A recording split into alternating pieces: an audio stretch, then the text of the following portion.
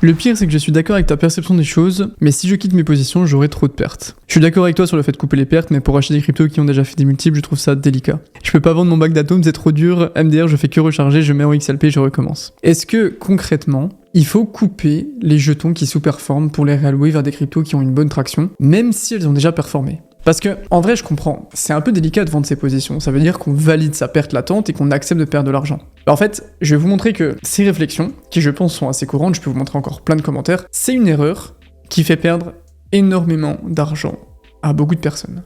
Il y a ce mythe qui plane en investissement de « si j'ai pas vendu, j'ai pas perdu ». Si j'ai acheté du Atom à 8$ mais qu'il est redescendu à 4$ et que je vends maintenant, j'aurai ces 50% de perte. Donc ça vaut pas le coup de le faire et de réallouer sur un autre altcoin, autant attendre qu'ils reviennent à mon prix d'achat. Il y a énormément de gens qui pensent comme ça. Quand je fais des accompagnements et tout, c'est un truc qui revient beaucoup. La vérité, c'est que votre perte de 50%, c'est pas parce que vous l'avez pas convertie en dollars qu'elle est pas réelle. À l'instant T, elle est totalement existante sur le marché, c'est juste qu'elle n'est pas écrite sur une ligne parce que vous ne l'avez pas touchée. C'est une erreur que je croise beaucoup, vraiment beaucoup, en ce moment chez pas mal de personnes. Notre Atom à 4$, croyez-moi, ça me rend très très triste. Mais si je l'ai acheté à 8, vendu ou pas vendu, j'ai perdu 50% sur mon portefeuille. La valeur d'une position, c'est ce qu'elle vaut aujourd'hui, peu importe qu'on la vende ou non. J'aimerais vraiment qu'on soit bien clair sur ça parce que j'ai l'impression qu'il y a une sorte d'incompréhension enrobée par une sorte de déni qui plane autour de ça. La valeur actuelle reflète la perte réelle. J'ai perdu 50%. La valeur actuelle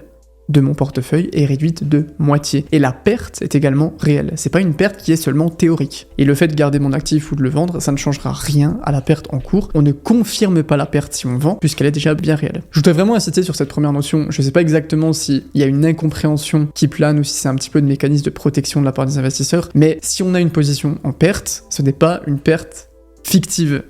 Et je sais que c'est pas facile, croyez-moi, j'ai eu des pertes sur Atom, j'ai eu des pertes sur Matic et sur plein d'autres projets, mais il faut passer au-dessus de ce biais de déni qui nous empêche d'affronter la réalité en face et qui surtout nous fait perdre beaucoup d'argent. On va voir pourquoi. Ma grosse erreur à l'époque, ça a vraiment été d'embellir mes pertes ou de masquer mes pertes pour éviter de voir les choses en face. C'est littéralement faire l'autruche. Sauf que faire l'autruche, c'est être passif. Et être passif, c'est subir le coup d'opportunité.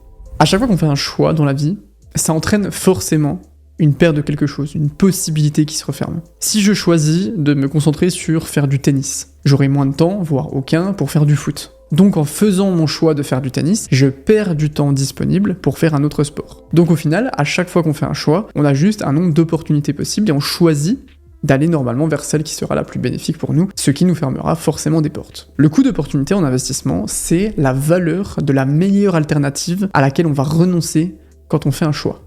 Le coût d'opportunité d'aller se faire un McDo, c'est la valeur qu'a sur notre corps de manger sain, qui est la meilleure alternative à long terme. En investissement, quand on alloue des ressources à une crypto qui sous-performe, le coût d'opportunité, c'est la valeur qu'on aurait pu avoir si on avait investi dans une autre option, dans une meilleure crypto. Imaginez que j'ai 1000 €. J'ai deux options. Soit investir dans un fonds qui fait 5% de rendement par an, ou alors investir dans un fonds qui fait 10% de rendement par an. Dans les deux cas, je gagne de l'argent, on est bien d'accord. Par contre, la différence de 5% entre les deux fonds, donc 50 € par an, c'est mon coût d'opportunité. C'est la perte que me coûte le fait d'allouer mes ressources dans ce qui performe le moins. En crypto, le coût d'opportunité, il est extrêmement important parce que la volatilité est très élevée. Si j'investis dans une crypto qui va faire 30% cette année, mais que j'aurais pu investir dans une autre qui va faire 150%, mon coût d'opportunité, donc le manque à gagner de mon mauvais choix, il est de 150% en moins 30%, donc de 120%, ce qui est absolument énorme. C'est à cause de cette notion de coût d'opportunité qu'il est très important de réallouer ses ressources des crypto-monnaies qui sous-performent vers celles qui vont surperformer le marché. Alors, à ce stade de la vidéo, je vais quand même faire une petite parenthèse sur deux choses. Ce que j'essaie de vous dire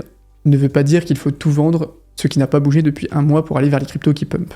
Si mon bac de d'épines accumule depuis 2 mois mais que les mêmes coins explosent, je ne dois surtout pas tout vendre pour aller sur les mêmes coins et passer ma vie à essayer de sauter dans les trains en route. Et c'est là où la ligne est très fine. Il faut réallouer ses ressources des projets qui ont le plus de probabilité de sous-performer dans les prochains mois vers ceux qui ont le plus de chances de surperformer. L'investissement, c'est pas de savoir ce qui va monter le plus ou non, puisque au final, personne ne le sait. L'investissement, c'est essayer d'estimer ce qui a le plus de probabilité de monter ou non. On va essayer de comprendre juste après comment faire. La deuxième notion, c'est qu'il ne faut pas confondre coût d'opportunité et FOMO. Il faut avoir conscience de cette notion de coût d'opportunité, mais tout ça doit évidemment s'inscrire dans une stratégie d'investissement absolument rationnelle. Et je sais que ça fait un moment que je vous dis dans les vidéos qu'il faut un plan, qu'il faut aussi tenir, etc. Par contre, je vous dis aussi qu'il faut savoir rester flexible, rester ouvert à ce que le marché a à nous proposer. Du coup, tout ça, ça nous amène à ce commentaire très intéressant. Franchement, la distinction entre vente compulsive, irréfléchie et vente d'un token pour réallouer intelligemment ses positions est difficile à faire. En effet, j'ai souvent l'impression que reconnaître que l'on s'est trompé dans le choix de ses altcoins, c'est ouvrir la porte au FOMO et sauter d'alt en alt durant le bullrun, tout ça pour finir par sous-performer le token initial. C'est hyper intéressant et je pense que c'est l'une des grosses peurs des investisseurs qui font qu'ils ne réallouent pas leurs pertes.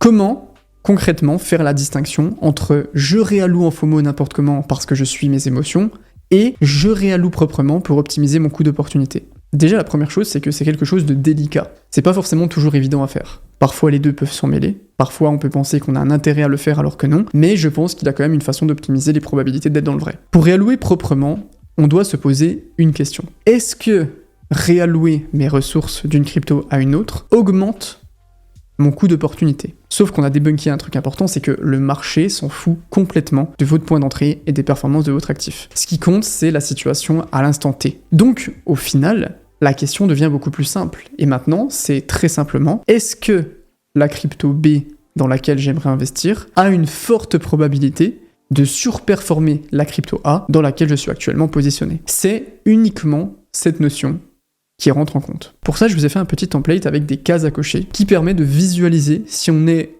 ou pas dans une situation de coût d'opportunité ou alors si on est dans le FOMO. La première question à se poser, c'est est-ce que la crypto A sous-performe le marché actuellement? On veut détecter si notre position est en sous-performance actuellement par rapport au marché. Pour voir ça, il va falloir qu'on compare la charte de l'ensemble des altcoins. Je pense que c'est pertinent d'exclure Bitcoin s'il n'est pas dans l'équation, avec notre crypto-monnaie. Je prends l'exemple de Cardano. Si on regarde la charte de Cardano par rapport au Total 3, donc l'ensemble des altcoins, on voit que depuis plus de 2 ans, elle est en baisse. Donc que Cardano perd de l'importance dans l'ensemble du marché global.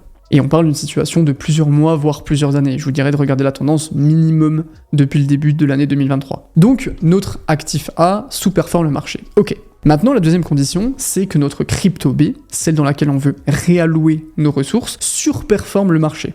Ok, c'est la deuxième case à cocher. Donc, on fait exactement la même chose. Crypto B divisé par le total 3. On prend l'exemple de l'un des actifs sur lequel j'ai ma plus grosse position, Solana. La charte est complètement différente. Solana explose littéralement le total 3 depuis plus d'1 an. Donc, on voit que d'un côté, on a un actif qui surperforme absolument tout, contre de l'autre, un actif qui sous-performe totalement le marché depuis le début de l'année. Et ce que je vous invite à faire, c'est pas spécialement de comparer les performances des projets indépendamment, comme s'ils étaient isolés. De dire Solana a fait 300% alors que Cardano a fait que 30%. Ce sont des poissons qui sont exactement dans la même rivière. Donc leur vitesse va forcément être influencée par la force du courant. Nous, ce qu'on veut savoir, c'est à courant égal dans la rivière, qui nage le plus vite. Si on compare la charte entre Cardano et Solana, il fallait 38 Cardano pour avoir un Solana en début d'année 2023, il en faut maintenant plus de 500. Le coût d'opportunité de ne pas avoir réalloué en début d'année, il est de 1200%. Donc, concrètement, réallouer Cardano en Solana au début 2023 était une très bonne idée. Mais on peut quand même se poser la question,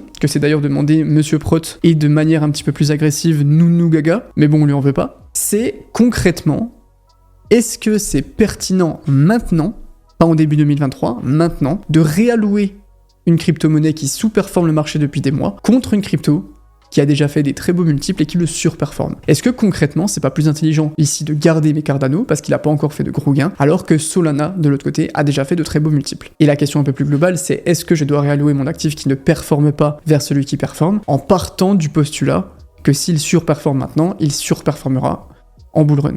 Encore une fois, personne n'a la réponse exacte. Il y a des exemples, il y a des contre-exemples. Mais globalement, j'ai quand même une théorie sur ça. Un actif qui sous-performe un autre dans une période creuse ne va pas le surperformer dans la période d'euphorie. Les actifs les plus performants en bear market, ou ceux qui se font le moins déchirer, peu importe c'est les mêmes, sont ceux qui auront les plus gros multiples en bull run. Parallèle poisson. Le poisson qui va le plus vite à contre-courant dans la rivière, c'est aussi celui qui ira le plus vite si on met du courant dans le bon sens de la rivière. C'est exactement ce qu'il se passe sur les cryptos. Donc j'ai cette théorie, sauf que pour l'instant, elle se base pour rien, je vous l'accorde. Donc pour essayer d'aller confirmer ça, je suis allé voir comment cette idée se comportait sur les anciens cycles. Alors oui, les performances passées ne présagent pas des performances futures, mais jusqu'à preuve du contraire, le marché des crypto-monnaies nous a montré qu'il avait énormément de similitudes entre les cycles, donc on va quand même aller voir ce qui s'est passé au dernier cycle. Mon objectif, ça va être de comparer si les stars du dernier bullrun, ce qu'on appelle les dinosaures, se font balayer par les rookies du bullrun actuel. Donc j'ai pris les plus grosses cryptos du cycle de 2017, celles qui avaient vraiment fait des multiples exceptionnels, qui avaient le plus de volume et tout, XRP, Bitcoin Cash et Litecoin pour 2017, et je les ai comparés contre les nouveaux projets de qualité du cycle de 2021, comme BNB, Link et Phantom. J'ai fait exprès d'enlever les Solana, Polygon, etc. parce que les multiples étaient beaucoup trop élevés et ça aurait un peu biaisé mon expérience. Ce que je veux voir, c'est comment se sont comportés les anciens projets par rapport aux nouveaux lors de la période un petit peu avant la phase parabolique, donc l'année 2019-2020, qui est l'équivalent de 2023-2024 actuellement. Ensuite, si je vois que les nouvelles cryptos avec le plus de hype ont eu des meilleures performances, l'objectif, ça va être de voir si, même après des gros multiples, ça valait le coup de rester exposé ou non pour la suite du cycle. En gros, je veux faire l'équivalent de regarder aujourd'hui si par exemple il vaut mieux se placer sur un SUI qui a de l'engouement mais qui a déjà un très gros multiple, ou sur un Atom qui n'a pas d'engouement mais qui n'a pas encore fait de gain. Je vais comparer 3 paires, XRP avec BNB, Litecoin avec Phantom et Bitcoin Cash contre Chainlink. On commence avec XRP BNB. Sur les 2 années 2019 et 2020, BNB a surperformé XRP d'environ 200%. Donc la réflexion qu'on aurait pu avoir à la fin de l'année 2020, c'est ok, XRP a pas encore aussi bien performé, sachant que BNB a déjà fait des très bons multiples, donc ça vaut pas forcément le coup de se positionner maintenant sur BNB. Ok, maintenant on compare ce qu'il s'est passé sur la phase parabolique du cycle, l'année 2021. Sur simplement l'année 2021, parce que ça a complètement continué ensuite, BNB a absolument explosé XRP de plus de 800%. Donc le coût d'opportunité d'être resté sur XRP alors que BNB montrait beaucoup plus de traction, il était de x8. Est-ce que XRP qui sous-performait quand il n'y avait pas beaucoup de courant sur la rivière a nagé plus vite quand il a commencé à y en avoir? Absolument pas, il s'est encore fait plus distancer. Maintenant c'est peut-être un cas isolé. Allons voir la deuxième paire, Litecoin contre Phantom. Là c'est un peu plus en dents de scie. Pendant la période 2019-2020, la fin de bear market, début du prochain cycle, FTM montrait un petit peu de force par rapport à Litecoin, il a même surperformé de 500% en septembre, mais vous voyez sur la fin de l'année là, les grosses bougies rouges, il s'est totalement fait rattraper. Et là on peut se dire à la fin de l'année que ceux qui ont réalloué leur Litecoin vers FTM, au pic là des bougies vertes, s'en sont un peu mordus les doigts. Ok, ça c'est pour 2019-2020. Maintenant, regardez 2021. Sur l'ensemble de 2021, qui était l'année du bullrun, Phantom a surperformé Litecoin de 20 000%. Ok, la petite hausse que vous avez vue sur 2021, c'est ça, là. C'est ce tout petit truc. Ensuite, notre dernier duel, Bitcoin Cash contre Chainlink. C'est vraiment l'idée de mettre les grosses positions de 2017, Bitcoin Cash, XRP et Litecoin, c'était vraiment les gros mastodontes que beaucoup de gens prônaient dans le dernier cycle, et Chainlink, etc., c'était un peu les challengers. 2019-2020, Chainlink surperforme totalement Bitcoin Cash, qui était pourtant l'un des gros actifs du dernier cycle, de plus de 2500%. Ok, on est en fin d'année, Bitcoin Cash a pas encore explosé, ça sert à rien de le vendre. Et bien sur 2021, même si c'est beaucoup moins explosif, Chainlink surperforme Bitcoin Cash de plus de 100%. Et vous avez compris de combien valait le coût d'opportunité ici.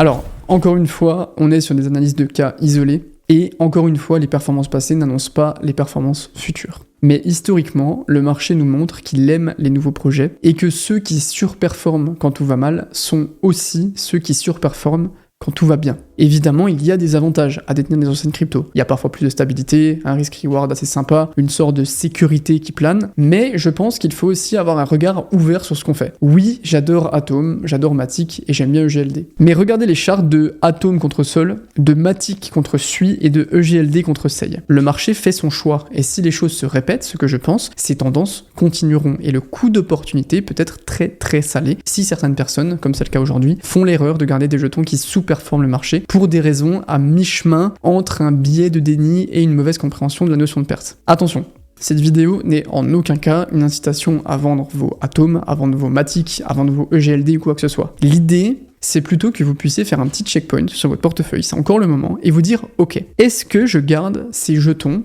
pour la bonne raison? Malheureusement, le marché ne va jamais dans la direction qu'on aimerait qu'il y aille. Il va simplement où il a envie d'aller. Et je pense qu'il y a quand même deux types d'investisseurs. On a ceux qui aimeraient que le marché les suive eux, et on a ceux qui essayent de suivre le marché. Et suivre le marché et accepter des vérités est, je pense, l'une des choses les plus importantes à faire pour être un investisseur rentable qui accepte d'aller où va le courant. Encore une fois, cette vidéo n'est en aucun cas une remise en question existentielle sur l'ensemble de votre portefeuille, d'accord? Si vous avez des anciennes cryptos, c'est très bien pour vous, c'est pas du tout l'idée que je vous amène là. L'idée, c'était plutôt de mettre en lumière cette notion de perte qui est, je pense, mal compris, et surtout d'interroger vos positions et de vous demander si vous détenez ces cryptos, soit parce que vous êtes attaché émotionnellement et que vous ne voulez pas voir votre perte en face qui est déjà existante sur le marché, c'est comme ça, désolé, ou soit c'est pour des bonnes raisons qui peuvent être intéressantes, qui sont propres à vous et qui sont corrélées avec votre profil d'investisseur. Merci d'avoir regardé cette vidéo, c'était Iril, ciao les potes.